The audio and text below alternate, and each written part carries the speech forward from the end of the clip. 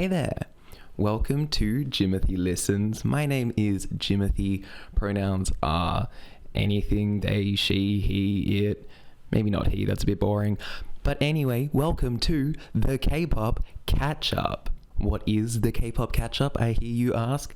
Well, this is where I will be running through every single K-pop release from this year and telling you if they're good or bad. I actually have a little early version of the K-pop catch-up for the end of last year that you can go and watch if you would like, but I'll also quickly explain the backstory here. So around this time last year, I just kind of stopped listening to any new K-pop releases. Just kind of fell off and started missing a bunch of stuff until about February this year, where I was like, hang on a second, there's a lot of stuff from like my favorite groups that I really do kind of want to check out. And so thus was born the K-pop catch-up, me going back to where I had stopped and just kind of bum rushing everything I could to try and catch up to the present day.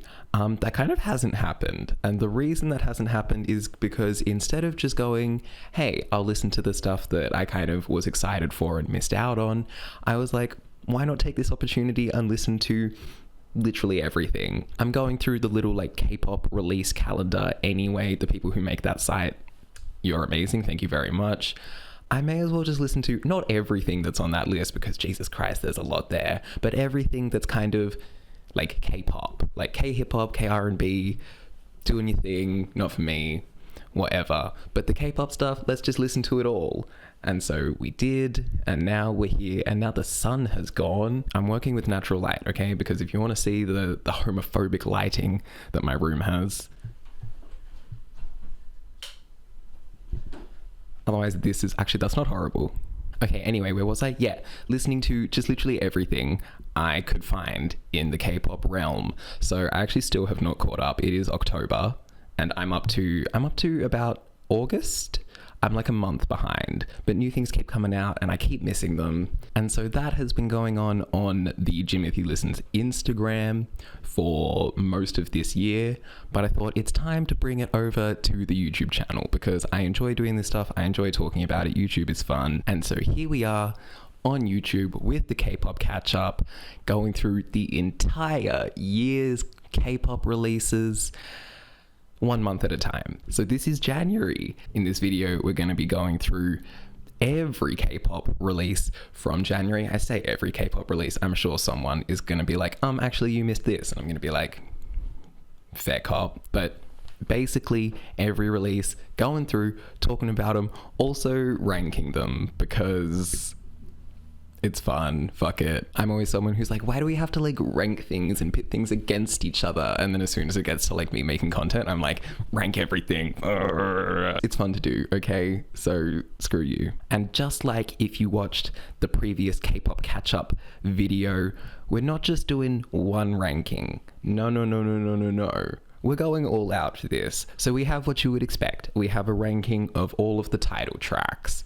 But also I'm going to be ranking all of the albums, and I'm counting anything with 3 or more songs as an album. And then as well as those 2 rankings lists, there's also going to be 2 playlists that you can find in the description, one of which is B-sides. That's not going to be quite a ranking, but just because I love B-sides and I feel like people don't put enough respect on B-sides, there's just going to be a playlist of all of my favorite K-pop B-sides from this year for you to check out.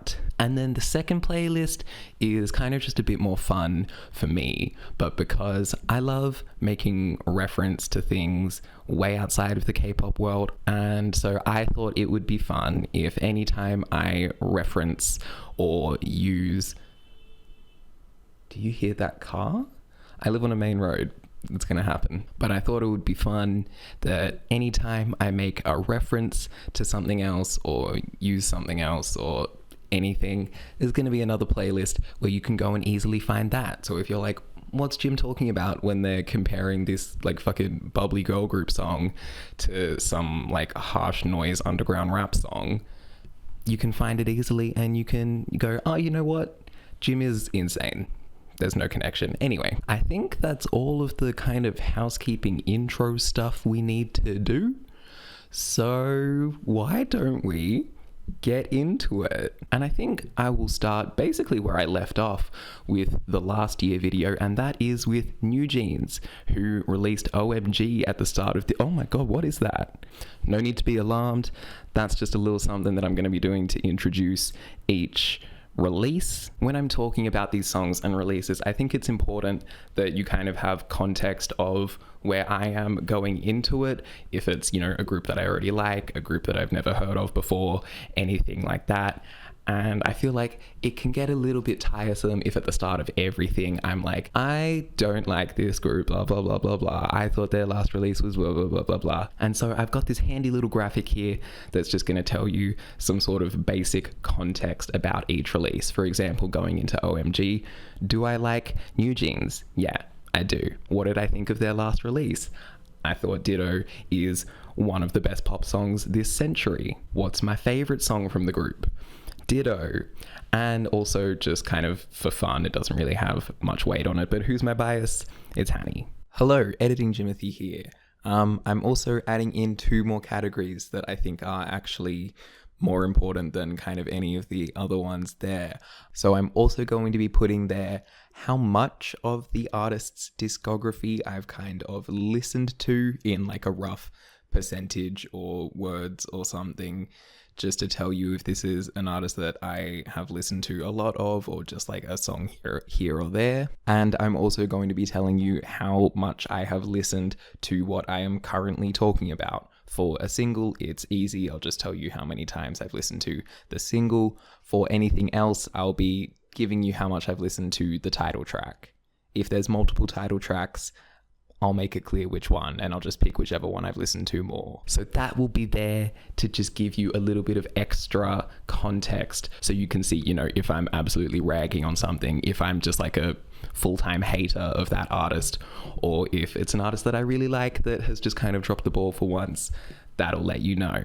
So anyway, getting into OMG. As discussed, absolutely adore Ditto, love Ditto, think it's phenomenal. And so considering that was just kind of a little pre-release teaser for the main meal that is OMG, I was excited to hear it. But before getting onto the song, like I did for Ditto last time, I want to start by talking about the music video and the choreography, because if you watched that last video, you'd know that with Ditto, I loved the music video or music videos and did not like the choreography. Well, not that I didn't like it, just that it didn't fit the song. For OMG, that's flipped.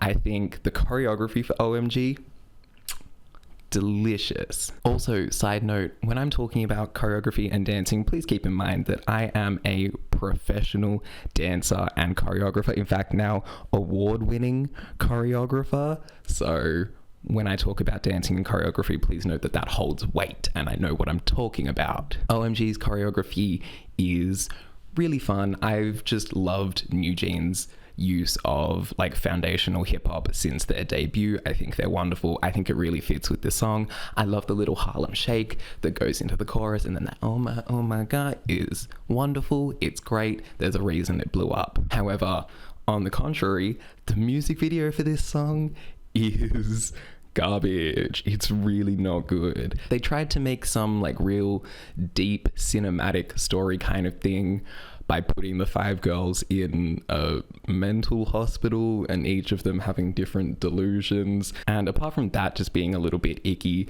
the actual kind of delusions themselves are so like, it's the kind of thing that if you're 12 you think is deep, and then once you like read one book you realize that there's like nothing to it. Like Honey comparing herself to an iPhone is just dumb. Like that whole, oh, I exist for you, I'll show you what you want to see, I make music for you, is like, I mean, yeah, oh, I get it, it's about idol culture, whoa, wow. But then like, why is she delivering a text message for me? That's not really what idols do.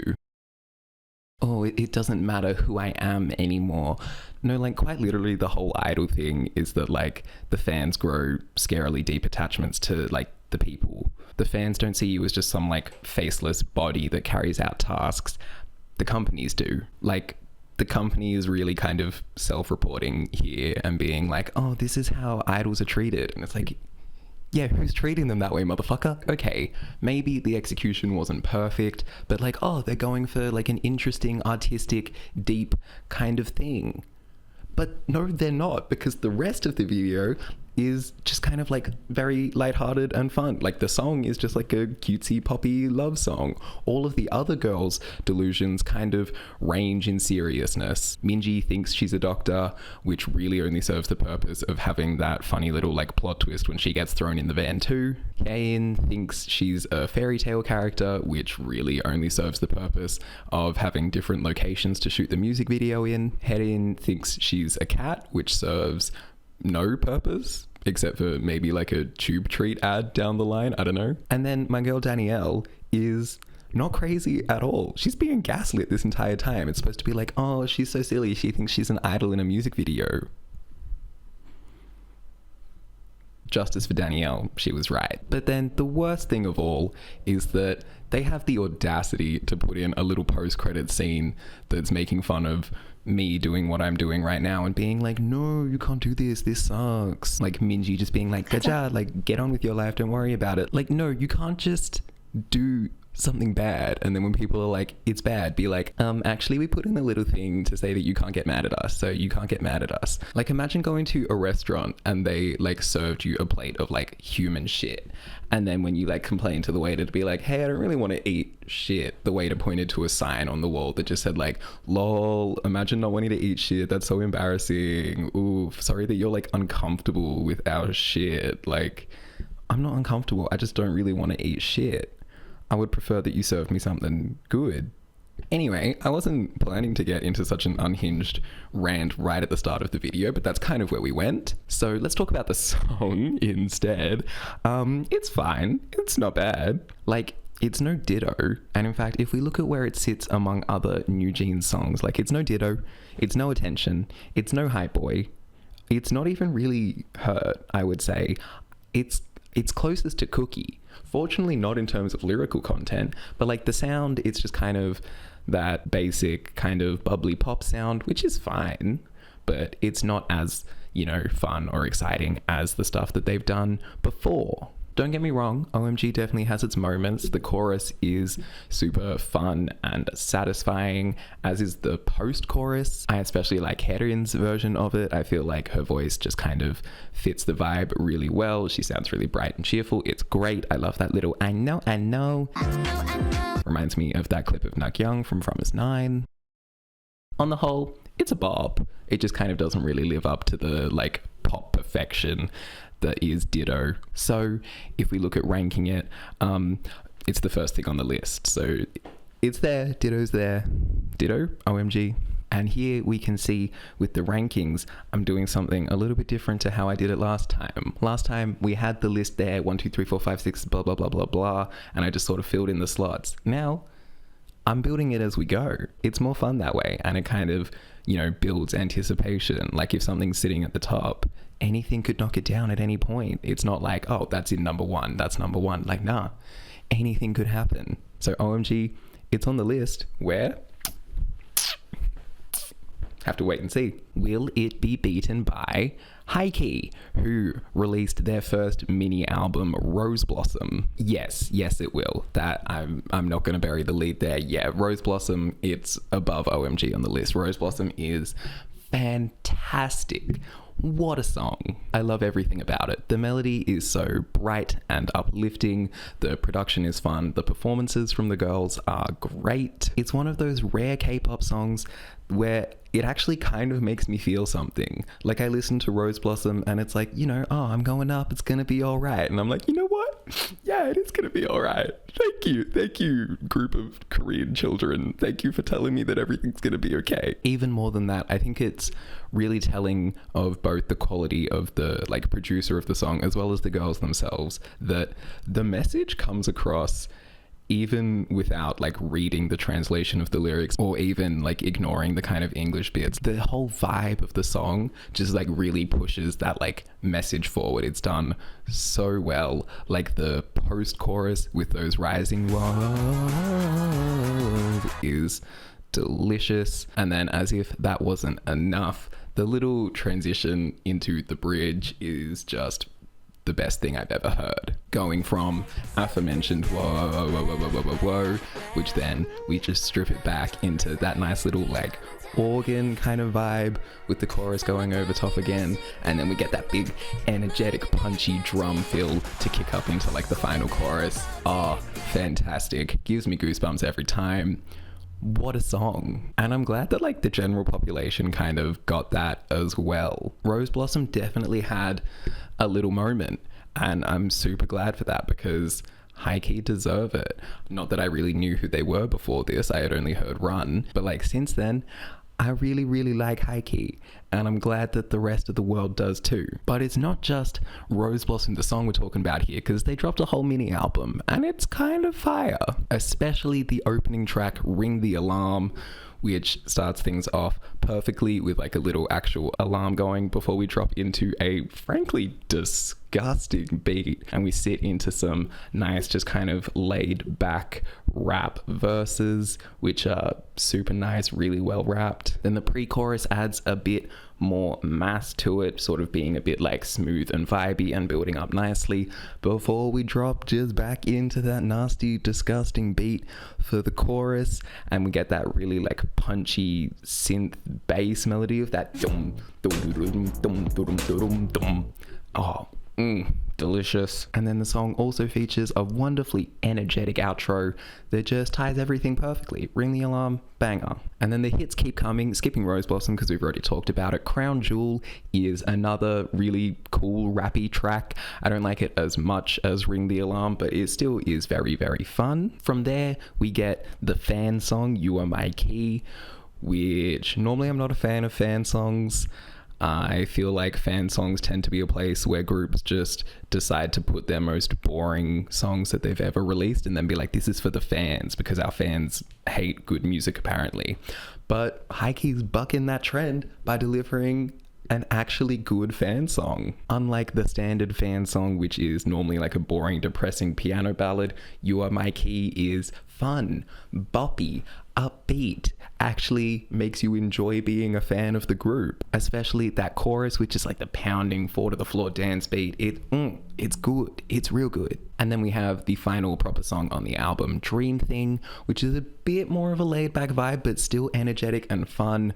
No industry mandated closing ballad here. Instead, it feels like it's kind of been ripped straight from like the mid 2010s, like DJ Snake era of pop music, which I live for. It's a great note to send the album out on. And I know technically there's 2 more tracks, but I don't count instrumentals / new versions of old songs as actual part of the albums. So for me, that's the album. That's what I think about when I'm putting it on my little list, which I mean, it's just the only thing on the list for now. But yeah, those 5 tracks. But I do briefly want to talk about one of the extra tracks on the album, because they've done a remastered version of their debut track, Athletic Girl, which, while obviously this song didn't come out in January, I had never heard it before. So I went and gave it a listen, and it's a bop. Is real good. It's a little bit campy, a little bit silly, which is how I like my K-pop, but with an addictive melody and production that is very, very fun. And that little like dun dun dun dun dun dun dun, dun melody is, you know, it's a vibe, it's a bop. Anyway, that was a little tangent that's not getting ranked because it didn't come out in January, but Athletic Girl's a bop too. I really like High Key now. One of my favorite groups to debut last year was ILY1, who in January came back with their first mini album, A Dream of ILY1. The title track, Twinkle Twinkle, is gorgeous. I absolutely love it. It's throwing back to that kind of like 3rd gen orchestral pop vibe. It has a really nice like Starry Night feeling, but with some super delicious production. Like that kind of throbbing bass that just sits underneath the verses is super nice, and a really nice contrast from the kind of like whimsical, magical, airy-fairy orchestral stuff that's going on the top. I feel like it's a really nice layer to add, and it adds a nice little bit of tooth and texture to the song. The pre-chorus is a wonderful, nice little build. The vocals in it, especially, there's those little ad-libs and stuff that are gorgeous, and it transitions us wonderfully into the huge chorus with those like swirling strings that come up, and then yeah, the chorus itself is just magical. It's really pretty. It's really gorgeous. I like it a whole heap. The bridge then turns things up even more with wonderful synths and piano and incredible vocals to just then leave me in a final chorus where I'm just crying because it's too beautiful. It's a really good song. It's a great song. It's not quite as good as Rose Blossom, but sitting just underneath it. And then we also have some B-sides to talk about, and the B-sides are all delicious. I love that for two of them they've used like food imagery for the titles, because I mean I love describing music as like tasty, delicious, disgusting sometimes, and so it's always fun when there's literally a song called Tasty on the album. But not getting ahead of ourselves, the first B-side is Secret Recipe, which is a wonderfully cute little like groovy bop of a song. It's super sweet, it's super bouncy, and then features a fun, cute little like beat switch in the second verse for a little bit of a rap section just to keep things fresh and interesting. It's a wonderful little pop song. Tasty is giving like cutesy, quirky. It's a little bit more stripped back, but still very detailed, which makes it very nice to listen to. And then this album does finish off with the industry mandated closing ballad, but I actually really like it. Technically, this dropped on Christmas Day in 2022, but like it's part of the album, so I'm just going to talk about it here. It's really just like a nicely done piano ballad. It's quite sort of like echoey and airy. It kind of feels like soaring. I really like the group vocals in the chorus. I think that's really sweet and really nice. And then the bridge finishes off with a frankly insane high note that I kind of feel like they had to ingest a bit of helium before recording that. Like there's no way that was done naturally. And then it transitions into a key change for the final chorus, and I'm a sucker for a key change, so obviously it's my shit. It wraps up A Dream of Eiley 1 wonderfully, and it's actually a really nice little mini album. It sits just above High Key in the album list. SSERAFIM dropped their first original Japanese song called Choices, and it's super cute and fun. It's got some pretty buzzy synths, it's got some really nice vocal performances, it's got a really nice kind of like final 45 seconds that I think really elevate it quite a bit, and also it has horns. And I have long been saying that we need more horns in pop music, so big tick there. It's a fun song, it's cute, I'm into it. It sits between Twinkle Twinkle and OMG. But keeping sort of on the SSERAFIM train, YUNJIN released a solo track called I Does Not Equal Doll. This isn't her first solo track, but it's the first one that I have listened to, so I sort of wasn't sure what to expect going in.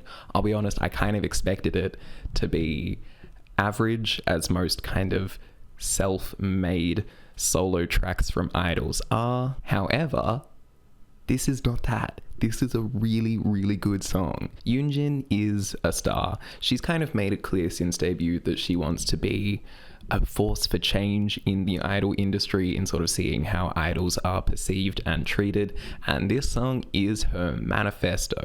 It's written really just sort of nicely and cleverly. It all is sort of quite well thought out and reasoned, and like pushes a very good, convincing case, and also sort of hits emotionally very well, which also is thanks to her great performance on it. I think she sells it with her voice amazingly, and then it's just an extra little cherry on top that the production is really nice too. What could have easily just been like a basic kind of like piss pop track or like an acoustic track instead has this kind of like fun, concretey, grating production. The vocals get affected in like the pre-chorus and stuff, and so I'm really into that too. And so because of all that, YUNJIN actually just sits one above Choices there for now. I would not have expected to like the solo track more than the group track, but here we are. And now we come to our first boy group track of the video, and if you don't know me, I prefer girl groups. I'm getting better with the boy groups. I'm starting to get into some more and more, but yeah, okay, we'll see. Monsta X, Beautiful Liar. It's a boring pop rock song. Can we stop just making bland pop rock. Rock as a genre is meant to be exciting and kind of hard-hitting, and I would think that the point of blending pop and rock together is taking pop but making it a bit rougher and edgier and heavier and darker. But instead, all of the kind of pop rock tracks that we've gotten over the past couple years that this trend has been coming back have just been really like flat and one note. The guitars sound like shit, like they sound like a pencil drawing of a guitar. I don't know what that means, but it makes sense to me. Instead of like watching a band play, it feels like just staring at a painting of a band on a brick wall. It's just flat and one note and doesn't really do anything. So Beautiful Liar is going at the bottom of the rankings for now. But Jim, I hear you say, there's B-sides. Sure, but this is where we come to a little extra thing in the K-pop catch-up, which is I didn't listen to every album I came across. God, could you imagine? For groups that I like, groups that I'm into, I just went straight ahead and listened to the albums. For groups that I'm not into as much or didn't know, I went on a basis of listening to the title track, and then if that's good, going through the album. But if it's not amazing, like in the case of Beautiful Liar, we just leave it there and we move on to another man, TAEYANG, who released Vibe featuring Jimin of BTS. And if there's one thing I like less than boy groups, it's male soloists and BTS solos. So what are you gonna do? It's not a good song. It's a really bad song. It's going beneath Beautiful Liar. Like, he took the Drop It Like It's Hot beat and then put like an NCT beatbox flow over the top. Like, I'm not kidding. I feel like if I made a mashup of those two songs, it would sound exactly like Vibe. This gon' be the one and only theme song. 나에게만 고정된 내 시선.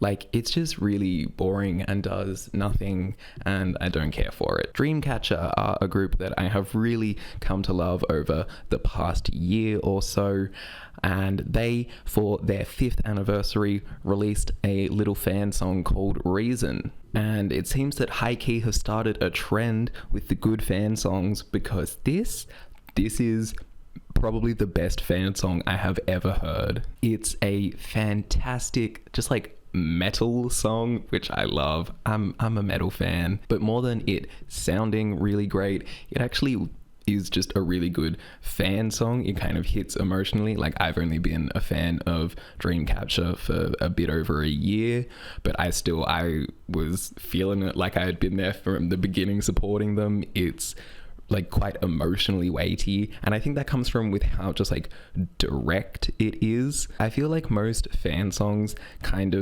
they just like take a love song and then be like, oh no, it's to the fans, whereas this is very kind of specifically like, we are always with insomnia. Like, it's quite direct and to the point, which is, it's good. That's what you want from a song for the fans. The video for it as well is super cute, containing a lot of like little clips of the group from the past 5 years, and also a super cute animation of them just like climbing this kind of endless staircase, which like, oh wow, what could that mean? But no, it's cute. I like it. But like, really what sells this song is just like how good it sounds. Like, other K-pop groups, can we pay attention? Monster X, can we pay attention? This is how you make a pop rock song that actually goes hard. It actually goes harder than your average pop song instead of sounding just more flat. It has a phenomenal, just like driving, rocking beat. All of the members sound amazing and sort of leave a strong impression, especially Dami, whose little like, yeah, 1 minute like a year, I kind of died when I heard the first time, especially because that does not sound like Dami. I had to Google it, and I was like, okay, no, that is Dami, but she's just changed up her voice, and I'm really here for it. It sounds great. And as if that wasn't enough, we get the phenomenal just like, whoa, whoa, which I love. A whoa in a pop song. That's the best thing Jason Derulo ever did for music, was introduce a whoa in every single song. So yeah, Reason, incredible song, amazing song, kind of my favorite Dreamcatcher song. And in terms of ranking, it's sitting just below Rose Blossom. It's good. Our first debut to talk about in this video is new girl group Primrose. And by girl group, I mean they're a duo. They have two members, Prim and Rose. And they've debuted with their little mini album Red Moon. It's kind of weird to talk about Primrose, like their debut as a duo, now that Primrose is like 4 people and done something completely different, but that we'll get to that later. We'll get to that in another video.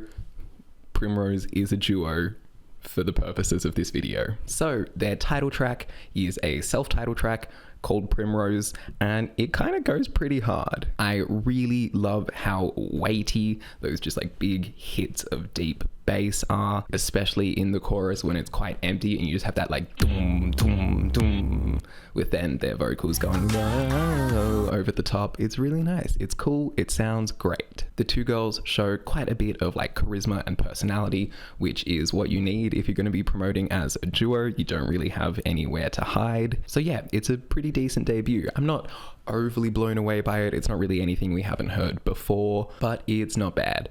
And it was good enough for me to want to at least check out the rest of the mini album and see what was going on. Excluding the intro, which is, you know, your standard K-pop instrumental intro, there's 2 B-sides. Kamali is a nice kind of groovy bouncy track. It kind of feels like something that WJSN might have done in the sort of like As You Wish era, but the girls do kind of end up getting swallowed by the mix a little bit on this one.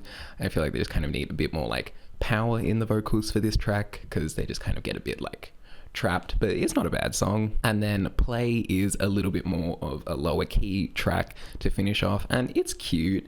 It kind of introduces some rock guitars in the pre-chorus that scared me a little bit, but the overall song is cute and it features a key change at the end as well, so tick for that. Overall, Primrose's debut isn't bad. I was keen to see what they did next, and then it turned out what they did next was say goodbye to Rose and instead gain 3 new members, including Rainy, formerly of Bugaboo. And I loved Bugaboo and was so torn up over the fact that they disbanded, so I'm happy to see her find her place there.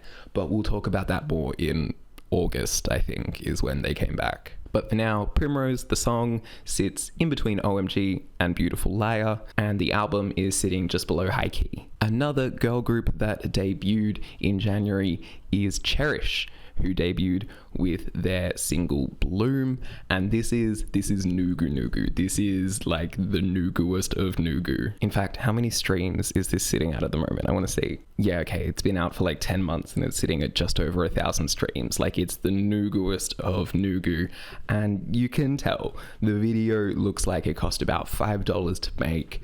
The mix on the song is rough, as are the vocals, and the members obviously aren't as, you know, thoroughly trained as the idols from big companies, but it's still a bop. It's still a bop, and I'm definitely not in the business of shitting on tiny little nugu groups. I'll save that for the big boys who actually suck. So yeah, Bloom, it's not a song that I've listened to a ton, but every time I do, I go, you know what, this is nice. And I hope that Cherish succeed and do well, and I can't wait to hear more from them.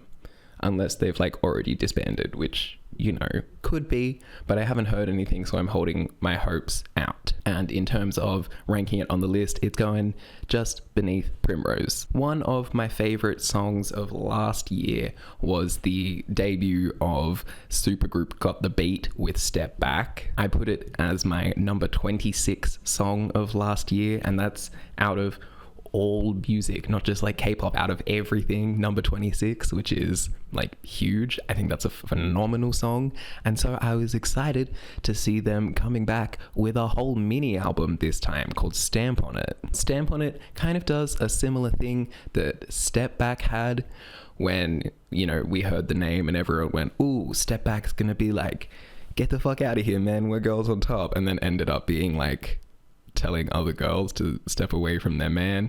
Stamp on It, kind of the same thing. I was like, they're gonna be fucking stomping, man, cucking, oh. And then it ends up being Put Your Stamp on It, which, like, can't we just give them a proper girls on top anthem?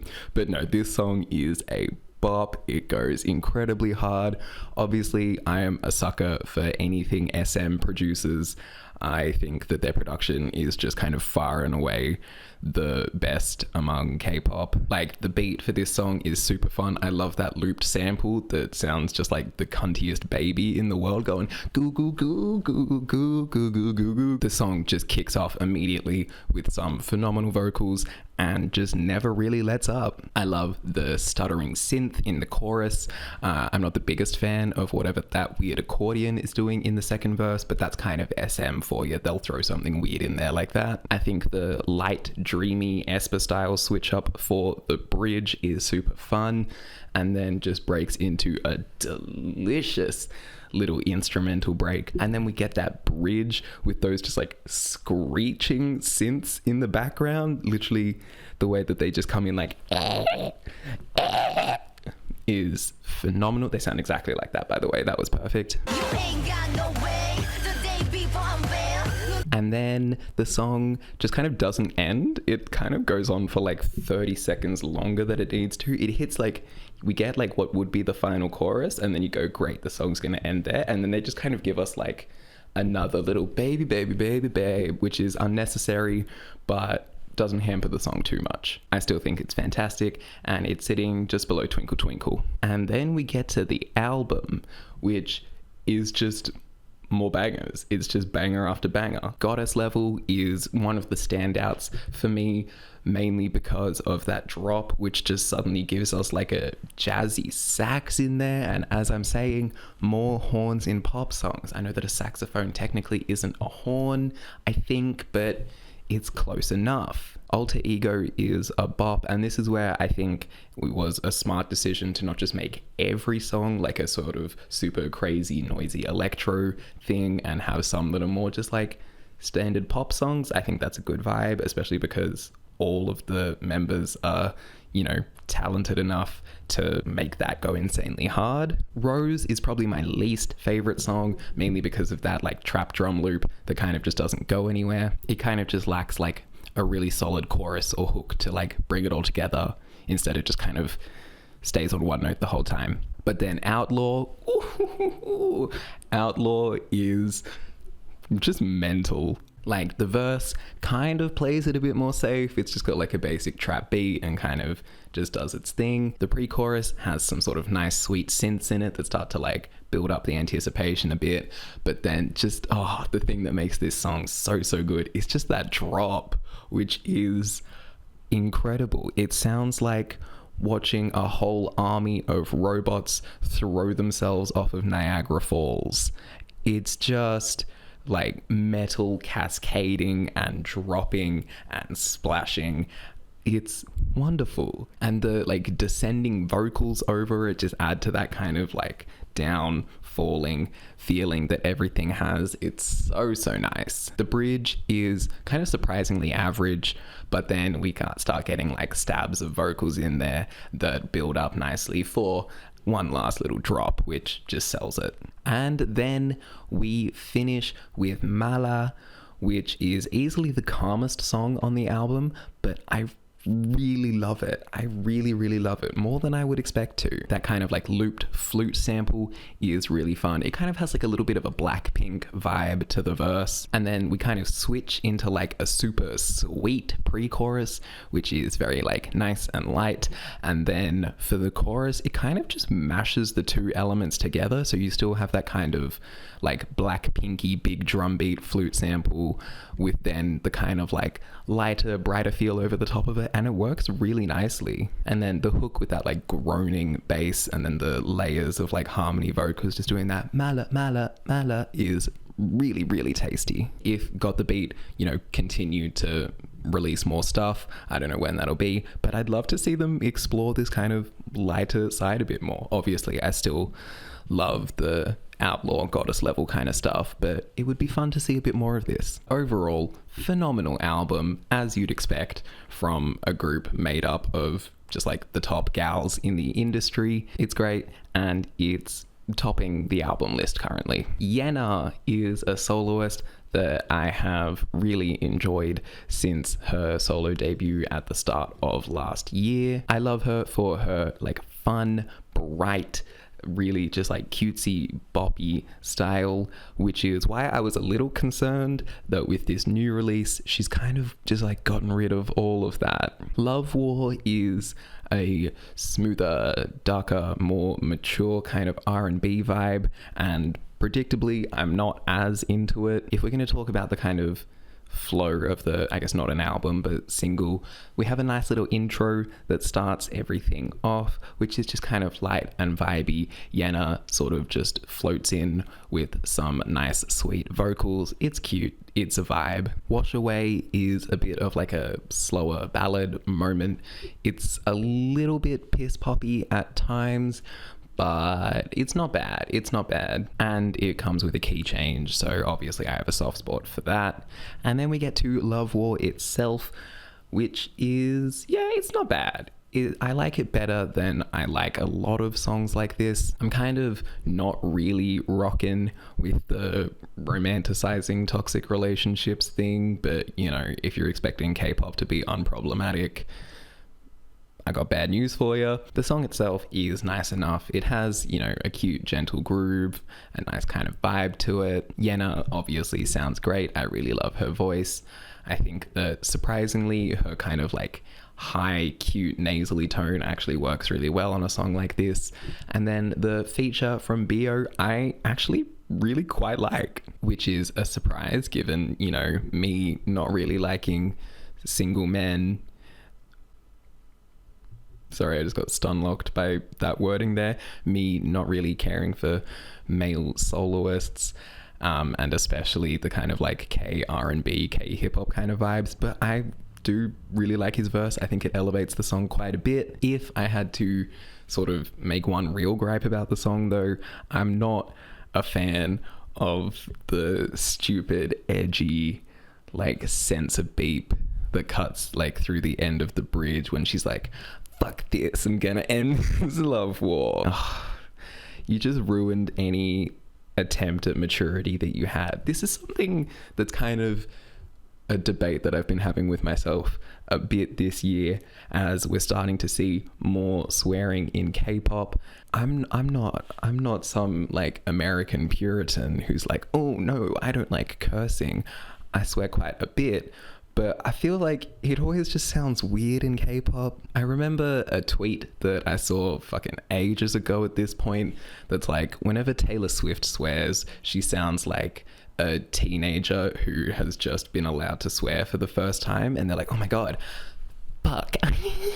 That's what it feels like when K-pop does it. And so in a song like Love War, where you're kind of going for a more like mature, grown-up vibe, to then be like, fuck this, but then still have to censor it anyway, it just ruins the kind of vibe that you had and reminds us that no, this is an industry made for and made by children. But anyway, that's literally like a second of the song. It's not that much. I'm just nitpicking really. Overall, Love War is gonna sit in between Primrose and Bloom, and I kind of tossed up if I wanted to put the album on the list because technically it has 3 tracks, but because one of them is literally just an intro, I'm gonna leave it. Another little group that I like quite a bit is Cignature, who came back with a little mini album, My Little Aurora. At the end of last year, like November, December-ish, I just randomly had a thought that I was like, I miss Cignature. Cignature are not a group that I've really ever been like super invested in, but I've just sort of liked what they've done. But I just had a thought that I was like, I could go for a new Cignature song around about now.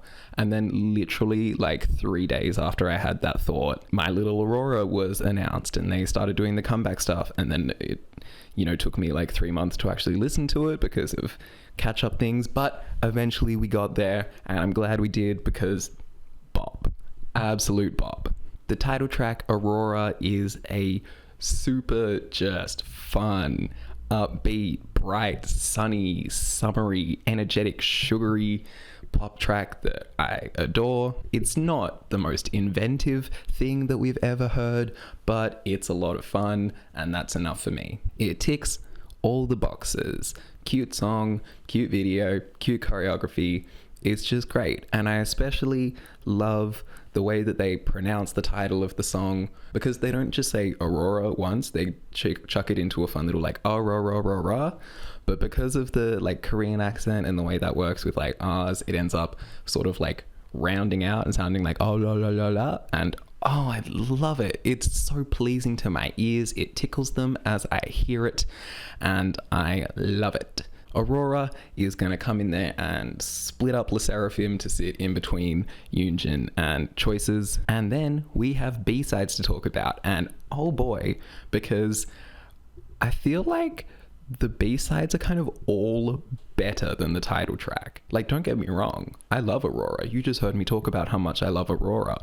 But compared to the B-sides, Aurora, get in the bin. Okay, not quite. We kick things off with I'm Okay, which is, it's a pop rock track, but this is where I would like to introduce a little distinction, because there's two kinds of pop rock tracks. Previously in this video, when I've been talking about pop rock, I've been talking about the really just like boring, bland, like 2D kind of guitar stuff. It feels like just staring at a painting of a band on a brick wall. Hate it. The other side of pop rock is this. It's the kind of fun, summer, just like High School Musical 2. It's High School Musical 2. This other pop rock, I feel like the archetype of that is All for One at the end of High School Musical 2. So that's like the good pop rock, and then there's the bad pop rock. I'll make sure when I talk about pop rock to let you know which one I'm talking about, because there's, you know, there's pop rock derogatory and then pop rock fun. And I'm Okay is definitely pop rock fun. It's sweet, it's bouncy, it's cute, it's a vibe. It's really fun. Palace is big, energetic, like big fuzzy synths. It kind of sounds like something that early From Us 9 might have done. It's just huge. It's colossal, but it's still just like a fun, bright pop song at the end of the day. It doesn't like weigh down on you. It's cute and fun, but like it could kill you if it wanted to. It's like if you like domesticated a grizzly bear and you're like, oh, it's so cute and fun and fuzzy, but then like you look at its teeth and you're like, that could kill me at any second. The final track, Parade, I mean, it starts with horns. It's immediately just a tick. It's huge. It's massive. It's energetic. It feels like a parade. It's marching. It's going down. It's under the hot sun, but it is fun. There's massive vocals in the chorus. The post-chorus goes dummy hard. It's just wonderful. Overall, Signature's My Little Aurora is a fantastic little album. It's not reinventing the wheel, but it's just 4 smashing pop songs. So it sits in between Eily 1 and High Key. Twice came back to deliver their second English single, Moonlight Sunrise, and this is one that going into had no clue what to expect. Twice, obviously amazing, love them. English K-pop songs, normally horrible, just like Western mainstream Billboard bait that deserve to get in the bin. However, Twice's last English single, The Feels, incredible, the best English K-pop song, and just a really fantastic pop song. So would Moonlight Sunrise follow that? No, it sucks. It's really not good. It's one of the worst songs Twice has ever put out, down there with Basics, and yeah, I'm not about it. Before you start hating on me and shitting on me onces, please just, you know, take this into consideration. This year, the year of our Lord 2023, I spent money to go see Twice live twice. Not just once, but twice. I bought tickets to see Twice this year, okay? I love them. They're amazing. They're phenomenal. This song can just get in the bin. It's just a boring Western pop song. It kind of feels a little bit like that Dua Lipa Megan Thee Stallion song, Sweetest Pie, that came out last year, which was kind of boring. Like that song, it kind of can't decide if it wants to be just like a basic pop song or like a trap song, and just kind of tries to do both and fails at doing either. And where even Sweetest Pie kind of had the contrast between Dua and Megan to at least kind of play off that a little bit. Twice doesn't have that. Obviously, sure, there's 9 of them, but they all sound like Twice. So it's a bit more just kind of one note and bland. It's just... And then the lyrics are cringe because they're going for like horny. It's like a horny pop song, as we're kind of loving at the moment. But it's doing the like Ariana Grande Positions thing where it like can't admit that it's horny. It needs to kind of try and be like subtle about it, but it's not subtle. And so it just ends up being really like not sexy, but like not fun. It's just that awkward level where it feels like I'm listening to like a 12-year-old try and flirt, and I'm like, I'm not interested in that. It's just weak and weird and a little bit cringe, so we can get rid of that. If I'm going to compliment one thing, the choreography goes hard. The choreography is great, as you know, Twice always does, but I love that little like boom, boom, boom, boom with the footwork, especially the way Mina does it. She's so smooth with it. I love that. But it's just complacent. Twice are complacent this one, because I feel like JYP just knows that Twice are big enough that they can just shit anything out, and the Onces will eat it up, kind of like Between 1 and 2. And so because the Korean fans and like the K-pop fans will just eat up anything Twice does, they'll just release kind of boring mainstream appeal stuff to try and get those like Billboard and overseas streams up, and I'm not here for it. It's the Billboardification of Twice, and I am not here for it. I'm not gonna let my girls go in the same direction as BTS. They're better than that. But yeah, Moonlight Sunrise, it's better than Beautiful Liar, at least. XG are a fun little group that I loved watching last year. I think both of the tracks that they put out in 2022, Tippy Toes and Mascara, are phenomenal. And so I was excited to see what they do next. And we have 2 tracks, Shooting Star and Left Right, and they're okay. This is where we kind of start to see something that I was scared would happen with XG, where they kind of just become more about the aesthetic than the actual substance. And don't get me wrong, the aesthetic is great. The video for Shooting Star is wonderful. It looks great. All of the like styling and stuff is really cool.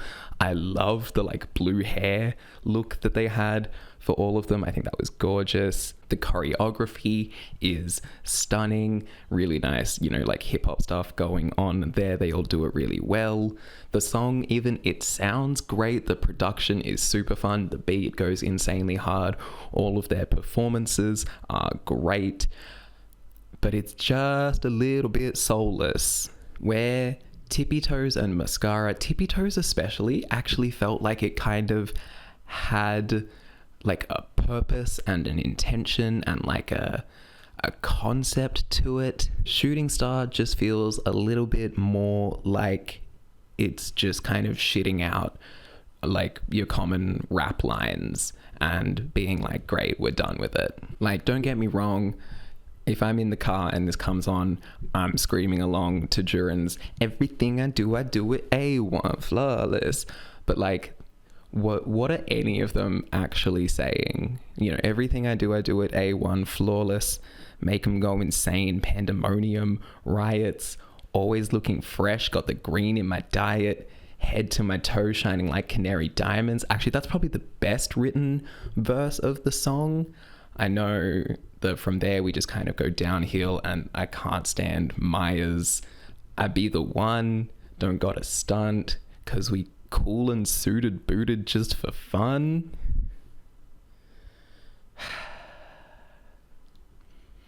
Even before this song came out, I was saying, I wonder how many comebacks they have left before they get cancelled for cultural appropriation.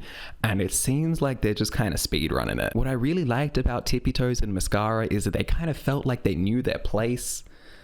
Obviously, you know, Tippy Toes had, you know, like bad gas on the rise, you a nuisance. But like for the most part, it kind of understood that they're not hip hop. They are a pop group who are just kind of putting on that aesthetic for fun. And it worked with that. Mascara especially was like, no, we're just making a pop song.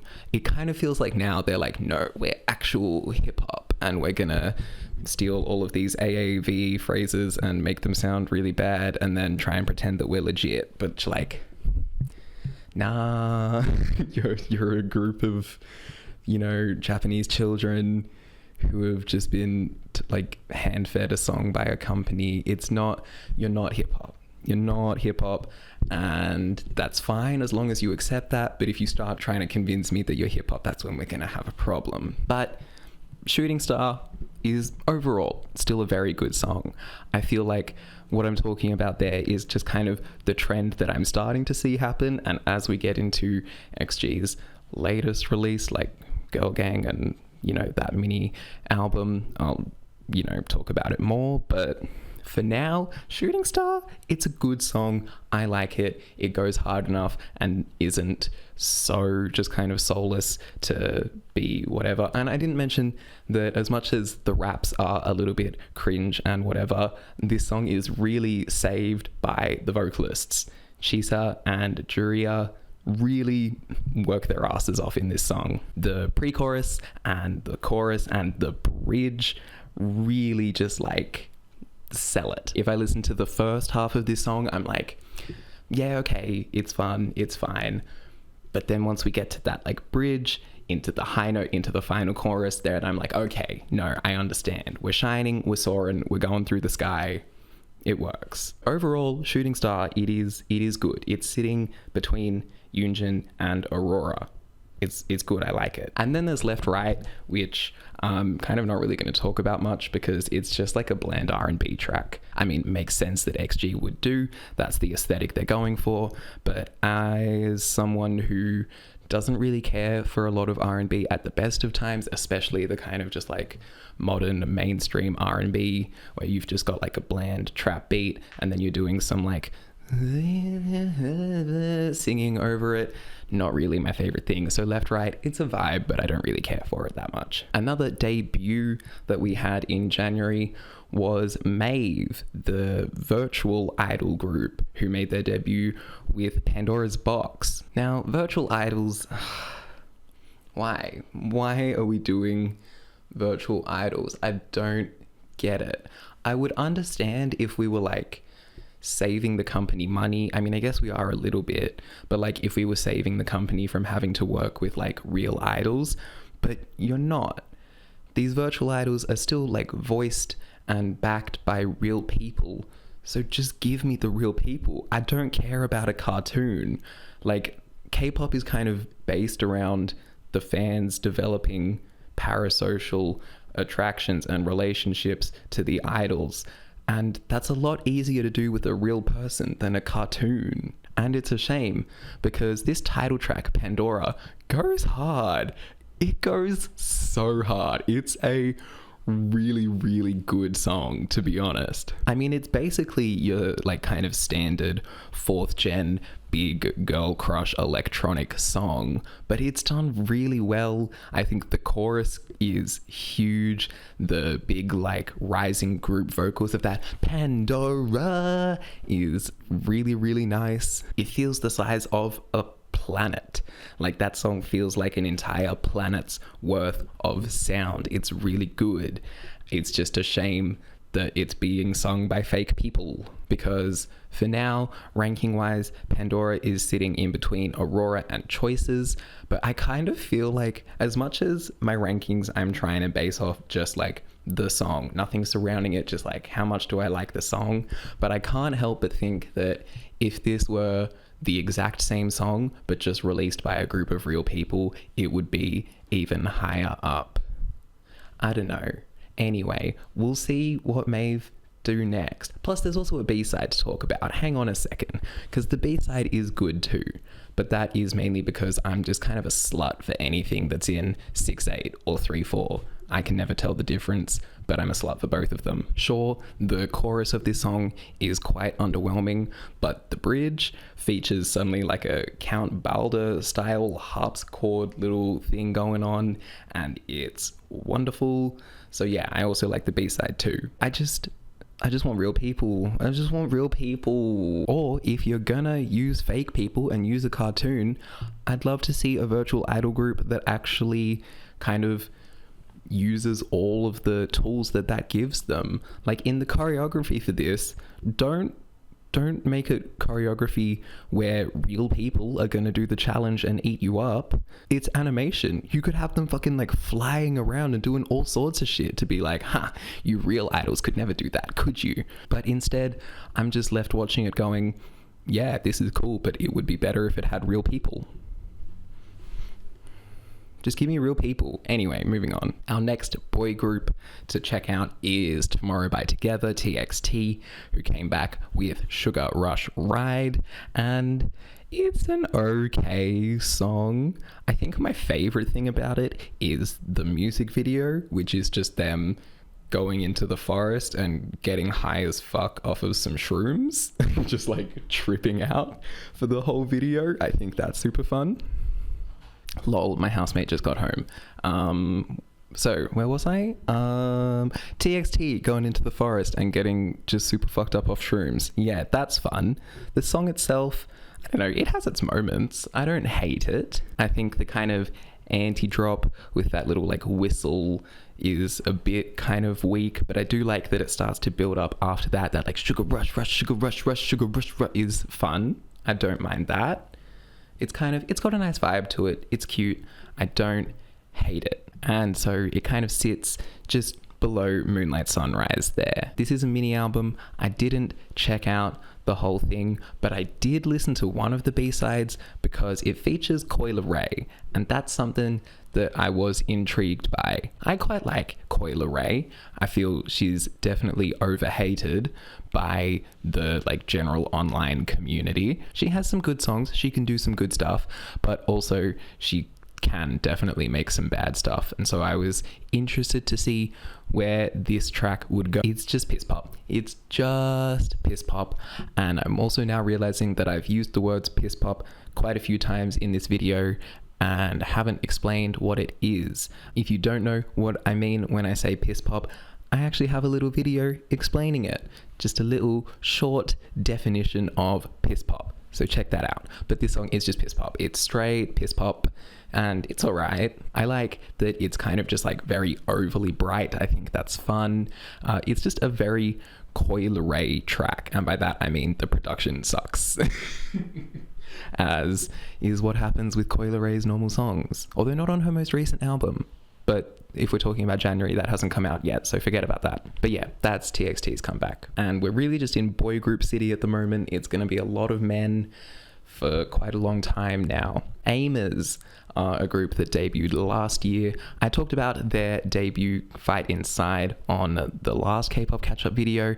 I thought it was fine, but forgettable and underwhelming. They are back now with a single called Fireworks, and it's a little ballad. It's a little kind of pop ballad, and I actually quite like it, surprisingly enough. I would not have expected to, but I think it's actually really cute and sweet. Their voices sound great. I just really like the melody of the song as well. That every time I close my eyes, it's really pretty.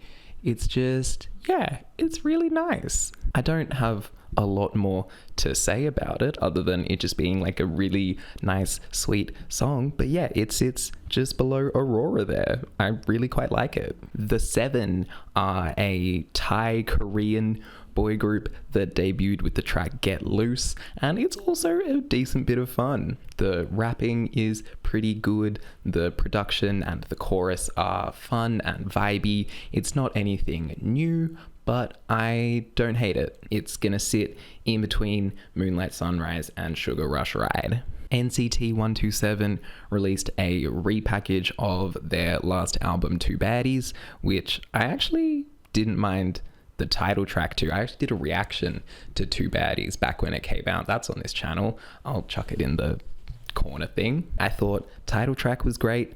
The rest of the album was okay, so I was interested to see where the 3 new tracks on this repackage would land. AO, as expected from SM, has really nice production. It's very slick, very shiny, very well done. I just kind of wish the vocals matched the energy of the beat.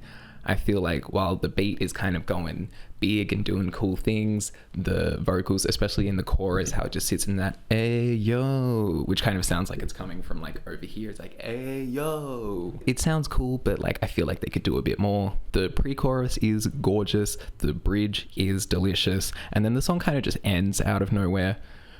So yeah, it's a bit weird and like not quite perfect, but I still like it. It's gonna sit just underneath YENA's Love War.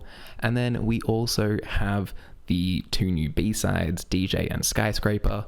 DJ is kind of a fun little like old school hip hop throwback. The beat in the verses is like really disgusting. I really like it. And then suddenly the pre-chorus just turns into weak nothing, and then the chorus kind of sounds like Bruno Mars if you listen to him from like the peak of opposite mountain, like you were on one mountain and he was on the next and you were listening to Bruno Mars. That's kind of what the chorus sounds like a little bit, but overall the song's not bad. I vibe it. And then Skyscraper is a Dem Joints produced track who has produced a lot of great stuff for K-pop recently. So yeah, this one, it hits. The production's great. It has personality, it has dynamics, it has taste, it has style. I really quite like it. And the bridge with its like 2 cool vocals and the electric guitar goes really hard. Good song. So overall, this repackage, yeah, into it. I feel like the new B-sides are quite a bit better than the old B-sides. So yeah, good job NCT. Another boy group that debuted in January is 8-Turn, who debuted with the mini album 8-Turn Rise.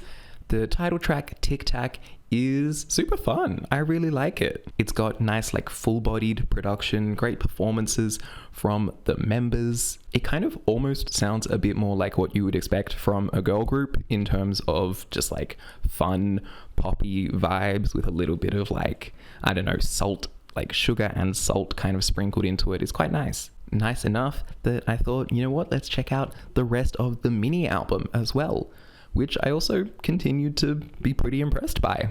We has a big, huge electric guitar that is big and energetic and really fun. Wonder has just the most disgusting beat I have ever heard. It's outrageous and I love it. Like, it's just straight up like noise just filtering in there. Like, did clipping produce this? I don't know, but it's wonderful. It's delicious. It's disgusting. It's great. Say My Name is a groovy track. I really like the nice kind of deep reversed piano notes in the beat. It's a vibe, I like it. And then of course we get the industry mandated closing ballad Heartache at the end, which is not bad because it's still kind of firmly a pop song rather than just like full ballad. It's got nice, you know, extra production notes in there, and then the chorus just kind of drops straight into like synth pop, and it's nice. Like, even the ballad at the end is fun. So 8-Turn, I'm very impressed by their debut. The title track is sitting just below AO, and the album is sitting just above Primrose. Our final boy group for January is another debut, and that is BXB, who debuted with the track Fly Away. And this is quite an interesting debut. It's not just kind of your standard K-pop thing. They're going for something slightly different. Like, the video has kind of a clear narrative to it. There's no choreography or even like lip syncing in it. It's not like a standard music video. It's very much just like, we're telling a story with our video. Do I remember what that story is? No, but it's still interesting. It works well with the song, which kind of has a big like epic, high stakes, cinematic like story feel to it. While it's not really something that I've listened to a whole heap, it's not something that I've really gone back to much, I still think it's an interesting debut, and BXB are a group that I will be keeping my eyes on unless they've released anything since then and I've missed it, but I don't think they have. So still just keeping my eyes on. We'll see what happens next. But yeah, Fly Away is going to sit just beneath Sugar Rush Ride. And finally, we come to our last release for January, and that is the new mini album from my loves, VIVIZ, with Very Us. Various. I love VIVIZ. I adore VIVIZ. Their debut album, Beam of Prism, I named my favorite K-pop album of last year. I think it is wonderful. Even their second mini album, Summer Vibe, was a bop. And this one carries on that trend. It's a wonderful little mini album full of great songs. The title track, Pull Up, is a bit cool, a bit nasty, a bit disgusting. It's got a wonderful horn loop.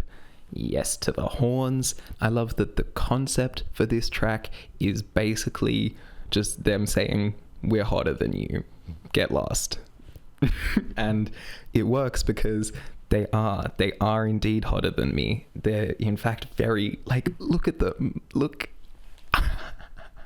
I was kind of dying the whole time watching this music video. It's cool. It has a slightly kind of nasty vibe to it, which is fun for VIVIZ because they're not really them. And so seeing, you know, someone like Eunha be like pouty, like sassy, it's fun.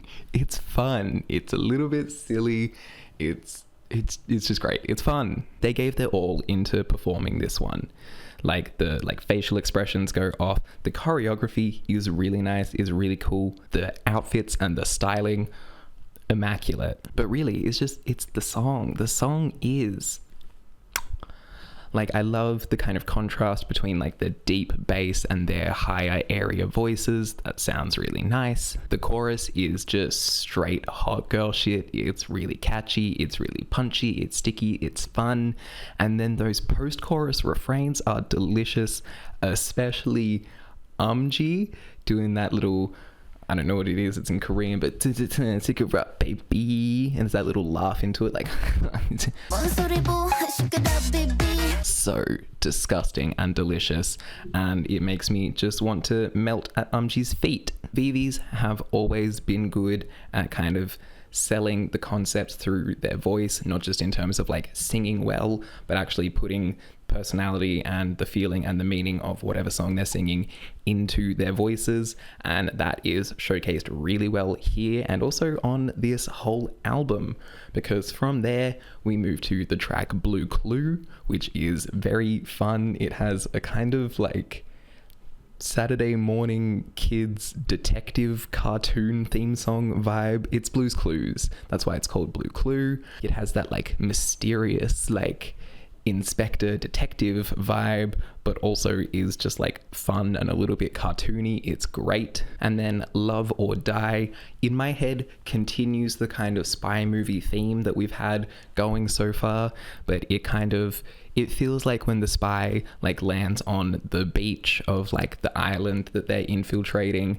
and they kind of have to, you know, they have to blend in. And so in this spy movie we just get the gratuitous scene of like, yeah, no, we actually have to put the spies in bikinis for the mission, and they definitely have to play volleyball just to like fit in, you know, for sure. Like that kind of scene that would be in the movie where you're like, I see what you're doing there. That's kind of what Love or Die feels like. It still has that like deep bass to kind of fit with the like, we're here on a mission, there's like spy shit going on, but also feels a little bit like flirty and a bit cute and sexy over the top. It's bright and sunny, but with just a hint of espionage. Then the second half of the album, we kind of switch up the vibe. The spy theme has been wrapped up in the first 3 songs, and the second 3 instead go for a bit more of like a Weekend Dawn FM kind of feel. It's very groovy, vibey, synthy pop. It's really quite nice. And while it's maybe not quite as strong as when they've done this sound in the past on tracks like Lemonade or Flashback, I still do like them and think they're fun. Vanilla Sugar Killer, I wish with the name it kind of went a little bit further in the like sweet and then suddenly sour direction, but it's nice, it's creamy, it's smooth, it's groovy, it's vibey, it's fun. I like it. Overdrive is definitely a huge step up because it brings in just kind of pure city pop vibes and it is delicious. The chorus is gorgeous. Their voices are, it's just perfection. The way that the synths follow the vocal melody in the bridge is everything, and also kind of a little bit like G-Friend reminiscent, which I like. And then we finish off with So Special, which is a little more laid back, a little bit of like a chiller vibe, but I still quite like it. It does have a nice groovy feel, and the kind of lyrics and meaning of like, oh, you know, you're special, blah blah blah, can feel a little bit cheesy, but I think come across quite nicely and aren't too overbearing. It's nice. It's really a perfect demonstration of Eunha, Shinbi and Umji just really being able to sell anything with their voices, because while the song itself, the production is, you know, it's nice but nothing special, those three come in and just through the use of their voices alone manage to really elevate the track and kind of give it that something else that it needs. And that's kind of why I love VIVIZ so much. I feel like with other groups, they kind of just get, you know, they'll get a good song, they'll get good production, and they'll record the vocals nicely and be like, great, I hit all of the notes, and that's it. And they end up with a good song. But VIVIZ, they really, no matter how good the song is coming in, how good the production is, how good the writing and the melodies are, they will always find a way to elevate it with their voices, which not only leads to a better result, but also leads to anything they put out kind of feeling definitively VIVIZ, even if it sounds completely different to what they've done before. So yeah, VIVIZ, just continue to be completely in love with. Pull Up is sitting just between Shooting Star and Aurora, and the album is gonna slot in just below Signature. And that is it for January's K-pop releases.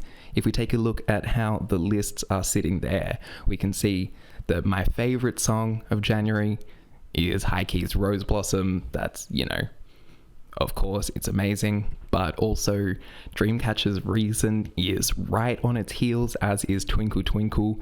Those three are all just like top-notch songs. My favorite album from January is the Got the Beat album, which obviously it just goes so hard. And of course, don't forget to check out the B-sides playlist that's going to be in the description to see what all of my favorite B-sides from January have been, and make sure you tune in next time when we're going to be adding to these lists with February's releases. And there's some real good stuff in February. There's some real good stuff in February. You know, you don't want to miss it. So make sure you subscribe if you want to see that. If you enjoyed this video, give it a like. Leave a comment. Oh, I hate doing the YouTuber stuff. I hate doing the YouTube. You know, leave a comment. Tell me, what was your favorite release from January 2023? What was I wrong about? What did I miss? Let me know. And I will see you all next time. Love you. Have a good day. You look beautiful. Mwah.